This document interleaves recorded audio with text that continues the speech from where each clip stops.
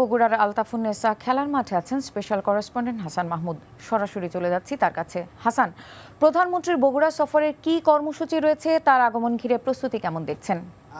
বগুড়া আসলে আলতাফুন্নেসা খেলার মাঠে আগামীকাল বিএনপি চেয়ারম্যান তারেক রহমান অর্থাৎ প্রধানমন্ত্রী তিনি আসছেন এই তার পৈতৃক ভিটা, এবং এই মাঠে তিনি আসলে জনসভাটি করবেন, যেটি নিয়ে ব্যাপক আলোচনা। এবং বিশেষ করে আমরা এখানে আসার পরেও দেখতে পেয়েছি যে মাইকিং হচ্ছে, এই সমাবেশকে ঘিরে আসলে প্রস্তুতি নেওয়া হচ্ছে এবং মানুষের মধ্যে একজনের সাজসরব, যেহেতু প্রধানমন্ত্রী হওয়ার পরে তিনি প্রথম আসছেন বগুড়ায়। এছাড়াও আসলে বগুড়ায় তিনি বগুড়া জেলা ও দায়রা জজ আদালতে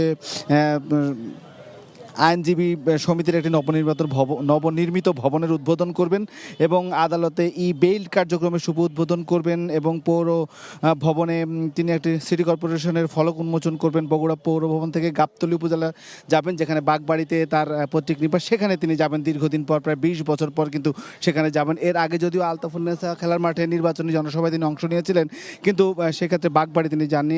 কাল তিনি বাগবাড়িও যাবেন এবং শহীদ জিয়া ডিগ্রি কলেজ মাঠে সেখানে তিনি ফ্যামিলি কার্ডের একটি প্রোগ্রাম রয়েছে, খালকাটা কর্মসূচির উদ্বোধন এবং হাম এবং রুবেলা টিকার একটি ক্যাম্পেইন উদ্বোধন করার কথা রয়েছে। এবং রাষ্ট্রপতি জিয়াউর রহমানের পৈতৃক নিবাসের বাড়ি হতে অর্থাৎ বাগবাড়ি থেকে তিনি বিকেলে আবার এই আলতাফুন্নেসা খেলার মাঠে এসে হাজির হবেন এবং এই আলতাফুন্নেসা খেলার মাঠে তিনি আসলে জনসভায় বক্তৃতা করবেন এবং তার সেই বক্তৃতাকে শোনার জন্য কিন্তু এবং সেই প্রস্তুতি নেওয়া হয়েছে এবং মাঠের চারপাশে কিন্তু মাইক লাগানো হয়েছে এবং মাইকিং করা হচ্ছে।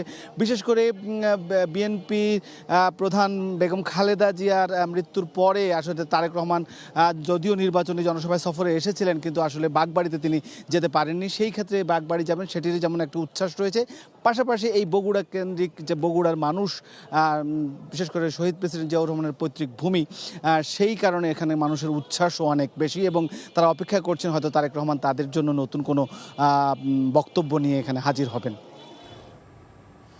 জানছিলাম প্রধানমন্ত্রীর বগুড়া সফরের খবর।